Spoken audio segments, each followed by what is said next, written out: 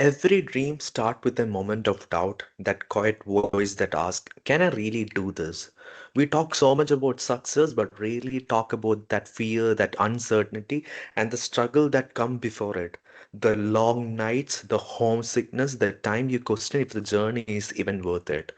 But it's in those moments that growth begins. That's where courage is built, where resilience is born, and where real stories take shape. This episode is for those students chasing a dream, for the immigrants building a new life, for anyone standing in the middle of uncertainty and still choosing to move forward. I'm joined by Sabyaschi Sengupta, the world champion of public speaking 2025, to talk about courage, purpose, and what it truly means to rise through uncertainty. Watch my podcasts live behind the curtains, share your thoughts, and let this conversation remind you every journey worth taking begins behind the curtains. You move abroad, get a job, and think, perfect, my plan A is working. But then life comes with a plot twist. The job market crashes, your visa is to expire, rent goes up, and start to wonder, did I miss the fine print in adulting? My guest today has been through all of that and more, and yet he turned it all into something powerful. He's a banker, speaker, author, and someone who knows exactly what it feels like to rebuild from uncertainty. The author of What's Your Plan B, a two-time TEDx speaker, host of the podcast Method in Madness, and the current world champion of public speaking 2025, none other than Sabyaschi Sengupta. Welcome to my podcast, Life Behind the Curtains. Sabi, that was a long intro. Even I feel tired after reading all these things. How are you doing today? I'm doing very well. I'm very excited to be here. Like I was just telling you, I love how sincere you are with your approach and the podcast. I'm very, very curious. And there are most of the podcasts that are there are, of course, to get to know someone, network building. But what I really liked in your approach is you trying to help people with similar trajectories, similar struggles, similar um, you know. Uh, difficult situations to inspire them, to give them something to work towards. And I have been in those situations, and being an expat student, there enough curved balls that gets thrown at us every now and then. So if through you we can give someone a smile or help someone along the way or inspire them, I think yeah, I'll feel worthy of that. So thank you for giving me that chance. Thank you so much. Thank you so much for being here. And you know, Sabi, like many of us move abroad chasing a dream. And Mm, I have been in that situation of being loneliness, mm. but no one talks about that loneliness, that rejection, and those nights, that tough nights you question about whether you made the right choice or not. And you came to Amsterdam, right? Like I have seen during your interviews, like TEDx talk, when those financial crises hit, if I'm Yeah, right. 2010. Exactly. So what exactly was going through your mind in those early days? Look, it's you correctly said, no one talks about the struggles of moving, especially as a student. Because when you're in a job, you still have a continuity. You go 5 days a week to work. I mean, pre-COVID, we all did that. So you already have a group of people that you see on a regular basis. But as a student, you don't have that, especially if you're a master's student, because university was like 3 days a week and like 2 hours of lecture. And the most of the courses here start end of August. When you arrive, it's like Yeah. summer, and it's like click, click, click, picture, picture, picture, social media, social media. You're in beautiful country, la la la la. And then September hits, and then the autumn starts, and that's like the worst time to be in. Like I was just saying to my friends, I'm living now in Europe for 15 years, and still the first week of October, when you see the leaves falling, the rain, it's overcast, it's gloomy, it does so much to your mental health. It's I know. just, I don't feel like getting out of the house, I don't feel like doing anything. um it still affects me. And imagine doing it when it happens the first time, like everybody congratulating you that, oh my god, you moved to a beautiful country, you're in a foreign country, your life is set, you're now going to earn in Exactly. pounds and euros. But you're like, what the hell am I doing? Because I didn't have uh, any association here. I didn't have friends here. I had a lot of great friends in India. What also at masters, it's at least in my case, it was not really, people see masters as a like like a job almost, where people just do the Yeah, courses. So there was not really that culture of let's sit in the cafeteria, let's talk and let's share, let's become friends. There were, but not that much. And then what was also different was, it was a different culture for me. Like, so after you'd class, we would just sit at the bar and have a beer. Now, I mean, I went, had drinks with my friends, and even in India, but it was always Saturday night or Friday night, yeah, late night, after dinner, we'll have some drinks and together. But here, it was so casual at 5 o'clock, let's have a beer, one beer, and just talk. It was new for me to get into that exactly. vibe. A lot of things they spoke about, whether it's the summer holidays or things they watch, the shows they go in. I had no idea. I couldn't connect, I couldn't resonate. And for the longest time it was like that.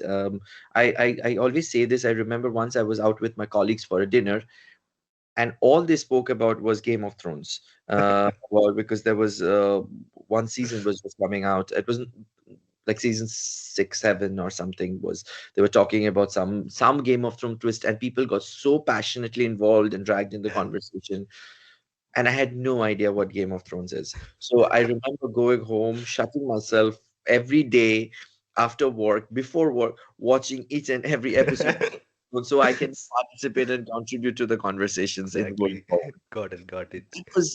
That was definitely a struggle, but the funny thing is, it's hard to explain it to someone who's not living that journey, because for them it's like, especially for friends in India and family, Yeah, but you're in Europe, you're like having the time of your life, you're living that kabhi khushi kabhi gum dream of life. uh, but it's great. It's not just there is, of course, little bit of struggle, but like you said, loneliness is a factor. There's exactly. That definitely something to work towards. But during those times, did you ever had that moment like maybe I should just give up and go back? Not really, because I left my job. I left pretty much everything to come to Netherlands. Um, I'm not a quitter myself. I'm not a quitter. I try, I fail, I try. But I the I did not give myself permission to dream of quitting. What In the best case scenario that I allowed myself to dream is, once I've graduated, I moved to a more sunny country to do a job, which I didn't do in the end. But that was the only dream. But I did not give myself permission to quit midway and leave everything, even though that sounds great. But I know myself, the moment that thought comes in and it feels convincing, I will actually do that. I'm not a big daydreamer. I will act on it. So yeah, so I did not give that permission. But yes, it was the smallest of small things. You take a little afternoon nap and you have a dream about in your familiar streets of Mumbai or Kolkata, with the street food, smell of biryani, the foods you love, the Yeah. people and then you wake up to this gray sky. It's 4 o'clock. It's already dark. It's raining, and you're like, "What the hell am I doing? Do I break free from this melancholy?" That's definitely a tough thing. And also, like for many of us, like I just completed my master's last year and just started working now. And like, do you ever had that feeling of being in between and not fully settled anywhere? Like, how you handle those kind of situation in your early days? Can you repeat the question? I didn't fully Actually, understand. like I just completed my master's last Yes. year, like and started my earlier career now, Mhm. job career now. So, do you ever had that situation being in between but not settled anywhere? Yeah, You yeah. have, yeah. I was confirmed a job, but I had received the offer letter. So I Mhm. graduated in August. I went to India for a month. I came back in September, and I joined the job in December. So between September and December was the lull period um, where I was just at home, and I didn't do anything. Now the thing is, public transport is expensive here to go Same meet here. friends. Also, when you're a student and you don't have salary yet, just Exactly. to go from A to B felt like, do I really need to do this, or I can just stay home and save some money? That was, you're really counting your Yeah. last cents, basically. So that was definitely there. So there was a moment when I was completely alone. I was the first year living with my brother, but he was also traveling. So I was by myself. There were neighbors, I remember, in the building, and I was like every evening at their apartment. They were cooking and they were doing own things, but I was there. I just wanted to be in company of people because it was a very unsettling period, because I knew there was a job that was promised. They're working on the paperwork and the visa and everything. At the same time, I have literally nothing to do for 2 months. I'm sitting at home. And again, if it was nice and sunny, then you can go to a park and do some things. I didn't even have a lot of friends. Toastmasters was the only thing that I had every 2 weeks to, go to. Got it. But other than that, it was just, it was tough, I would say. And also, whenever I see all your videos or during the championship finals, like what helped you to stay always grounded? Like, what is one advice? Even though you go level and level up, like what is one advice you can give to people to always stay grounded? Today, I would say, I said this in my in my acceptance speech. It was about detachment. That's something I've been following for the last few years. Detachment, not from the process, but from the outcome.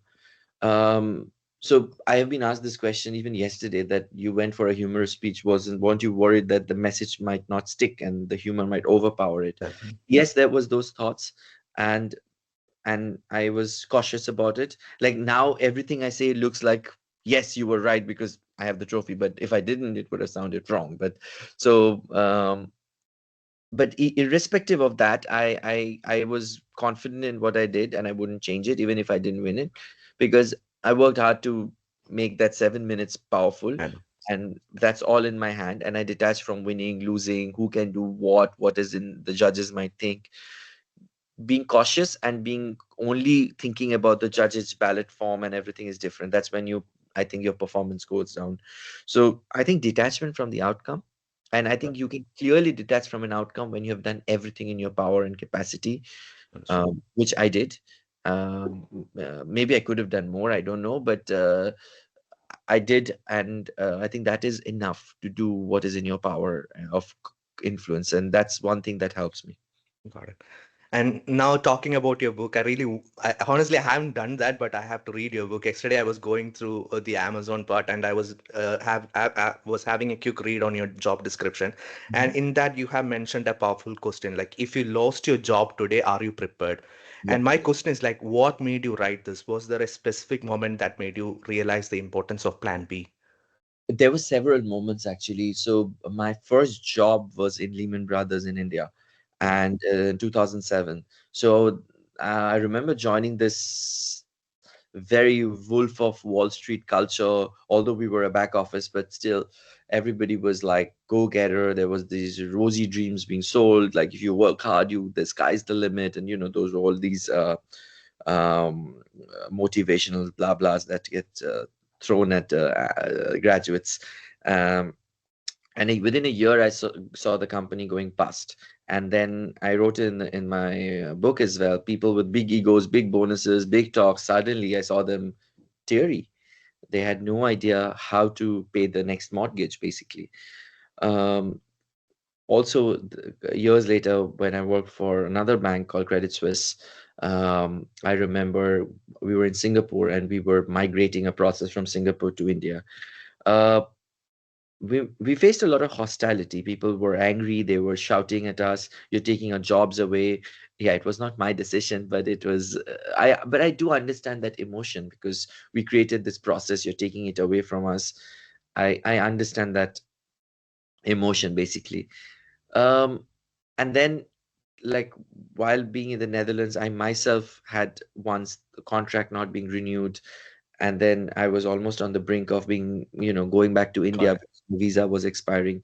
Luckily, I got called by a neighboring department of the bank who said, there's a job, do you want to come and do it? And then I just like stayed forever there. But the real trigger was I was going on a sabbatical in 2018 for Hmm. 3 months to travel around the world. And a week before, or week or 2 weeks before, I remember I was at the coffee corner on a Friday, Hmm.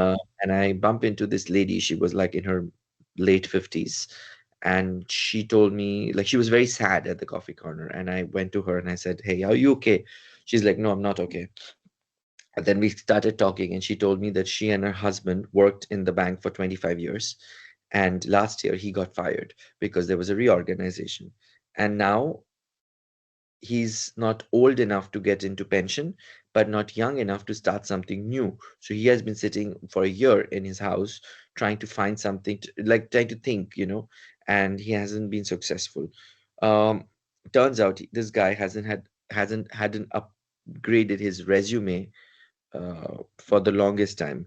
He hadn't, you know, he wanted that old job back that does not exist anymore. He didn't want to get into teaching or consulting. He just wanted to do that old job that he did for 25 years and retire from there. That's when it really hit me as I was traveling through the world that this can happen to any of us. We should Exactly. all be ready, and now we see with the whole AI boom, every job is at kind of replaceable. Um, so I think that's where I think that need for upskilling, having that network, having that resilience comes even more handy. Got it. And also, like for many, like when I arrived as student, like people don't have time actually for thinking about the plan B. They have the plan A in their mind, and they feel like it is everything. So how can someone build a plan B without losing that focus on the main dream actually? This was the idea that a very dear friend of mine, Rokas, gave me. I'm, I'm thinking about him because we lost him earlier this year. So I want to mention my very dear friend Rokas, who helped me come to this Plan B idea. Uh, we discussed this that to have a Plan B, you need a super goal, like a big, like let's say I want to become a CEO of a company, or I want to have 100,000 in my bank account at the end of the year, or I want to become the world champion. Now, to do that, you need small plans that lead you to that. Like making a big plan will not help you. You make small plans to reach that goal. Now, those plans will be challenged because the world is changing, people are changing, the demand and markets is changing, you are changing and then you have to substitute those small plans with a plan B so you can still reach your big goal. If your big goal is to become a world champion, let's say you compete in the international speech contest, you don't win, then you need a plan B, which is participate in a humorous contest or become a master of ceremony. So you already training yourself to feel the room, feel the crowd. That's your plan B to prepare for the next year contest, not just write the speech again. So plan B does not mean having a distraction. It means having that focus on your big goal, the one master goal that you created for yourself, and doing everything to reach there when plan A is not working. The story I use in my book is like your best friend is getting married in Mapea, Spain, um, and you're taking the flight to go there and do your best man speech. The flight's cancelled. Will you not go to the wedding, or you will look for every alternate, the next flight or a connecting flight, or take the train or take the boat? You will do whatever is in your power to reach there. So that's the master plan, to be at the wedding. Plan B is here to help you when the plan A gets challenged due to situations that are beyond your control, or because your own situation has changed, your needs have changed, you moved to a different country. uh, Based on that, that's the whole idea of plan B. And next session is like about talking about the power of networking. And recently, like I got a chance to watch one of the TEDx talk like you have given in Manipal University. So you talked about a lot. Before that, like every not only international student, there will be a lot of people who think like the fear of not being good enough. Like, have you ever been in that situation, and how did you overcome that? Yeah, I think I'm still in that situation. I mean, it's a moving target, my friend. It's you think you become a world champion and you think you got get all the confidence. Now I'm in a group chat with all the world champions previously. So I have the Mohammed Katani, Dhananjaya, Mike, Ed, all the champions, Cyril, all the amazing Luisa, and we chat and joke and everything. And the moment I have to say something there in the chat, I am like, oh my god, I'm the least qualified here to talk about this. I'm the new kid on the block. I should really, like, be careful what I say, how I say, because these guys have so much experience and they're all very kind people. They're really really kind people. So it's really that feeling of I'm not good enough, is always there. It should not make you imposter, run away, but if that helps you up your skill, go above and beyond, that's always helps. And it's also be deliberate. So I'm going to probably get killed for saying this, but 80% of the jokes I'm making on that group chat is on Cyril, because I know him a little better. He had made fun of me. He still makes fun of me. So it's a low hanging fruit to make fun of Cyril. That's how I'm warming up, because I feel like I can't make a joke at Dhananjaya, because I've, like, I've that's the most revolutionary speech I've ever heard. So yeah, it's that emotion still drives us, but it's how you use it. If you if that you use it to improve yourself, I think that's really fantastic. Got it. Got it. I also got an opportunity to meet Cyril during our district conference. Yeah. He arrived as a guest actually there, so it was nice to meet him as well. And He, also during that speech, you mentioned like one of the secrets of networking is showing your vulnerable side, that like showing that you are a true human being. Why is that so powerful for you? I think because I don't know anything different, because I've Mm. always been like that. One of the best compliments I've received after my World Championship speech is, and it's not just from one person. Few people said it also in a podcast interview that's there on YouTube and on the YouTube videos, and also in person when I was in Dubai. That previous year's world champion, some of them, it looks like, wow, we want to learn from you. You're like this, you've so much wisdom and you're like a bit of a guru. They said, with you, it feels like you're my buddy. I want to talk to you. I want to discuss things Exactly, yeah. with you. You're my friend. You have that affability, and I actually take that as a huge compliment, because I don't take myself seriously. I take my work very seriously, but I don't take myself seriously. Never did, never will. And yeah, I think that's what who I am. I mean, it is definitely vulnerability, but I have not known anything anything else. For me, it's just presenting who I am, Got it. my insecurities, my underbellies, my excitements, uh, of course, in a presentable way. Got it. Yeah, I have not known anything different, to be very honest with you. And also, you mentioned about self-worth. So that's something many students and professionals struggle with. How did you like when you arrived in Netherlands? How did you not only in Netherlands, like to all those professionals, career starting professionals, what will be that one advice like you can give to find a value in a new country, to adjust in a new culture? I think, but it's great to know your own strength for sure. But I have to say, the TED Talk I did was in 2017, so it's been 8 years. So I remember what did I really say. I haven't seen it recently, but I think it's good to know your self-worth, but it's also great to be not delusional, because we all meet people who are like, yeah, but I'm this most humble person, and you're like, you are not humble. You're anything but humble. But I think it's important not to be that self-delusional where you have a completely different idea about yourself. So for me, what I can say what I still do is, so I give you one example. Like, I for the longest time thought I don't have self-discipline. I really thought I'm not a very self-disciplined person, because that's a narrative that I've been tattooed in my brain by teachers, my family, when I was a kid. Of course, as a kid, you probably don't have a lot of self-discipline.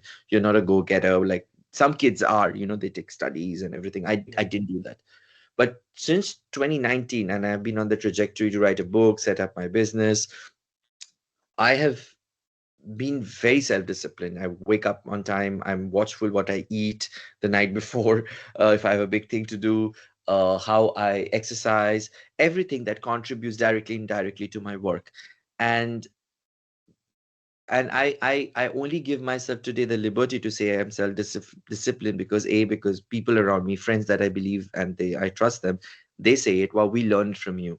You really inspire us on being having that self-discipline, and that really helped me. So one thing, and I also believe now in myself that I am disciplined to do something. Exactly. So that self belief and also being validated by people that I trust helps me.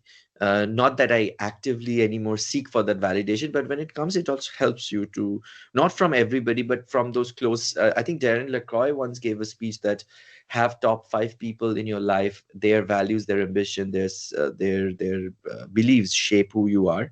And I think that's what would be my secret, that those top five people in my life, who I see more often than anyone else, they're in moments of self doubts and self deprecation or self loathing. Their belief and they reminding me of my own strengths and my own achievements, and so it helps me.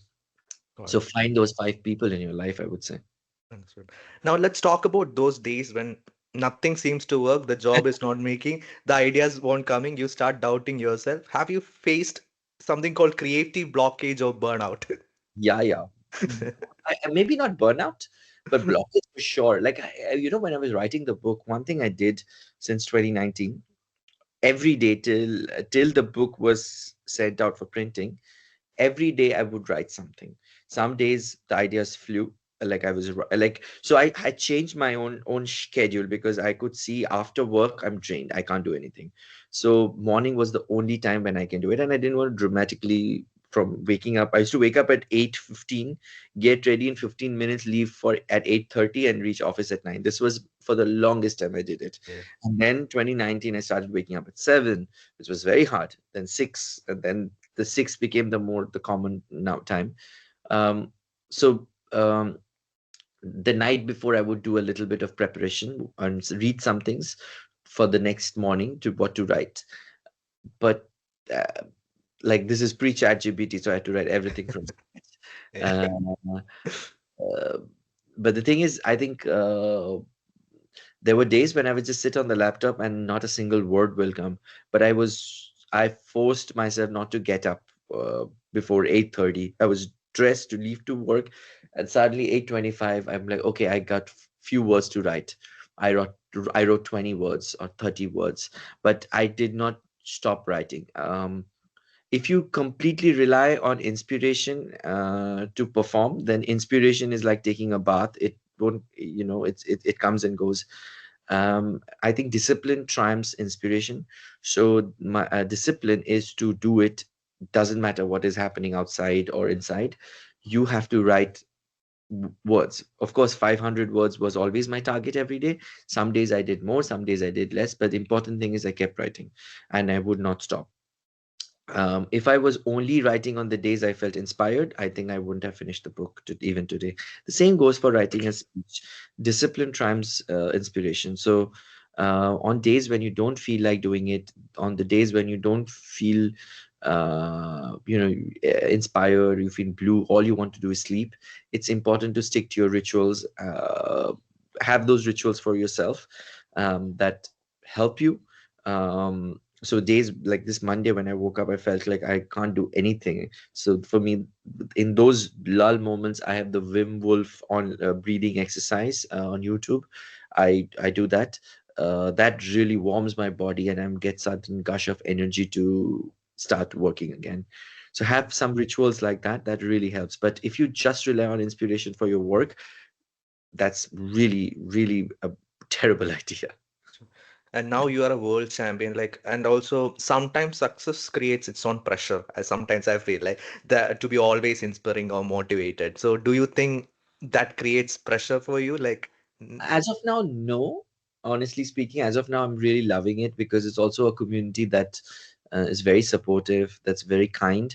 So in the world of public speaking and Toastmasters, I don't feel that.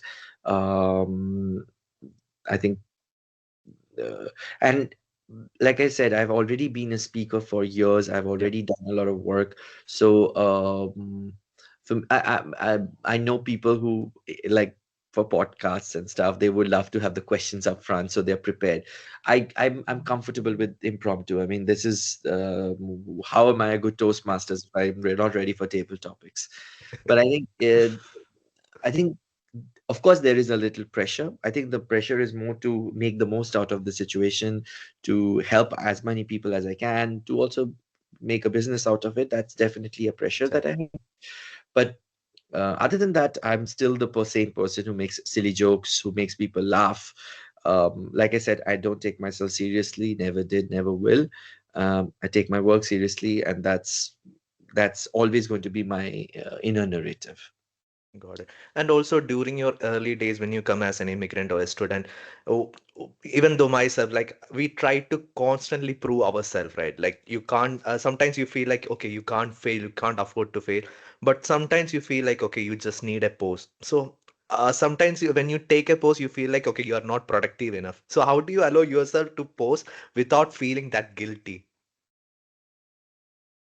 I read a book called Seven Secrets of Rest, which talks about the different kinds of rest that stimulate us. So there's a physical rest, there's a mental rest, there's a psychological rest, there's a, I think, emotional rest, there is a sensory rest, spiritual rest, and a creative rest.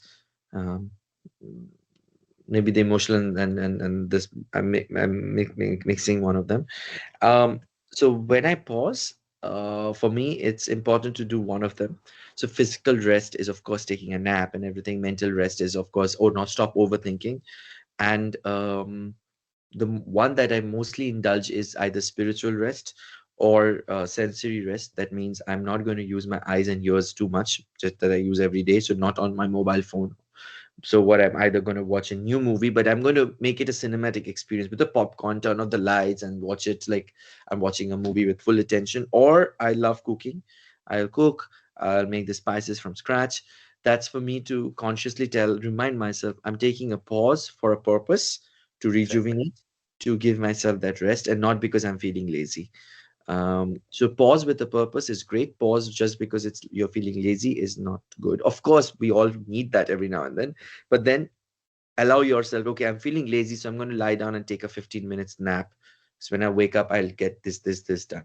So it's okay to feel lazy, but it's not okay to every time surrender to laziness, I would say. Post with a purpose. That was a nice line. I will take it. So now let's talk about Toastmasters. I know like the time is closing. Like I will end in few minutes. You walked in your first Toastmasters meeting back in 2010. Like I have seen all those sessions you mentioned. Like your brother pushed you. You was too much into debates and all, and now you are inspiring thousands. Like, could you just describe how your first day looked like in Toastmasters? Oh wow! It was December 2010. It was badly snowing, and again, for someone who's never seen snow before, I was like, "Oh my God, snow, romantic!" But oh man, snow is like the whole city is paralyzed here in the Netherlands. It's like nothing. It's slippery. It's not it's not even close to that romantic idea that I saw in movies about snow. I was feeling pretty depressed, so I went to Utrecht Toastmasters. It was in my neighborhood, and yeah, just the meeting was almost cancelled because there was not many of members showing up that day because of snow. It was snowing heavily, but they still had it. I just felt like I was nervous, so they had prepared speeches, the table topics, and then I was asked the table topics. I still remember the question: when was the last time you did something for the first time? And I won the best table topic speaker. And then before I know, I was like, this is my group, this is my tribe. That very meeting, I felt like this is where I want to stay. We had drinks afterwards. It was a Friday evening. I remember coming home feeling so happy that I found people who are open, who are willing to share, talk, listen. You know, it just I felt I felt completely fish to water. And for those listening who are really afraid to speak up, maybe in a class, work, or in life, what will be that one small thing they can do today to start finding the voice? Um, don't aim for perfection. I think that's one thing that I think holds everybody back. When you think of public speaking, you Google great speakers or world champions, and we all want to speak like them. But you know, perfection is overrated. There your fallibility, your mistakes, your style, your way of speaking is what is going to make you famous. So don't aim to be someone else. Be yourself, accept your mistakes, accept your vulnerabilities, and still push through it. It's important to show up, it's important to perform, and then see the magic unfold. And also, you have said like preparing so much sometimes looks like unprepared. Like, what does preparation mean for you? I prepare the speech in tranches. So I prepare the opening in several times, the closing separately. Like I prepare the whole speech in one go, but in tranches so that my energy is consistent. It doesn't drop and fall. Got it. And if you could go back to that young version of you arriving in Amsterdam with that suitcase, uncertainty, and a big dream, now at this moment, what would you tell him now to that younger version? Oh, wow. What would I tell him? Well, if you hang in there for 15 years, the weather won't improve, but you would. Got it. And also, like, there were a lot of times that I also felt lost, maybe facing nowadays, like visas rules are changing at all of a sudden. So we are facing visa changes, job rejections, or just tired of trying. So what will be that one message to all of them? When it comes to being visa and jobs and everything, do enough that's in your power, and that means writing a good resume, having a good story, finding the right people who can guide you, help you, connect you with opportunities. A lot happens through networking.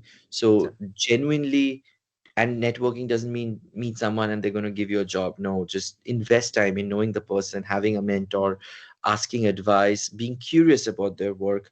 Especially if you're in your 20s, no one is going to hire you for your expertise. You're not expected to be an expert because you're a young person. People hire you for your energy, for your energy, for your curiosity. So make sure that you show that in your 20s and even early 30s. Don't come across this expert who has done 10 million deals and everything. If you have done it, great. But if you do that, oftentimes it comes cocky, it comes across overselling.